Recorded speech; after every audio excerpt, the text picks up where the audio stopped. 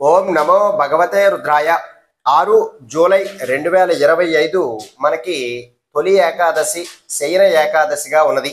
ఆ రోజు మనం లక్ష్మీనారాయణులను గనక పూజించినట్టయితే మనకి ఉద్యోగంలో అభివృద్ధి కానీ, లేదా ఉద్యోగం లేని వారికి ఉద్యోగం రావటం కానీ జరుగుతుంది.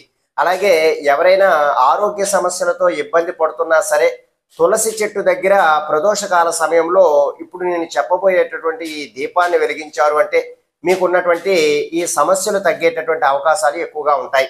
అయితే మీరు ఒక చిన్నపాటి రాగి పళ్ళెం లేదా ఇత్తడి పళ్ళెం తీసుకుని దానిలో కొద్దిపాటి గోధుమలను వేసి దానిపైన ఒక మట్టి ప్రమిదను పెట్టి 12 ఎర్రటి ఒత్తులను వేసి దానిలో నువ్వుల నూనెను కూడా వేసి మీరు సాయంత్రం తులసమ్మ దగ్గర మీరు ఈ దీపాన్ని కనుక వెలిగించుకున్నారు అంటే మీకున్నటువంటి అనారోగ్య సమస్యలు తగ్గటము, అలాగే ఉద్యోగంలో అభివృద్ధి పొందడము, చక్కనైనటువంటి ఉద్యోగం రావటము కూడా జరుగుతూ ఉంటుంది.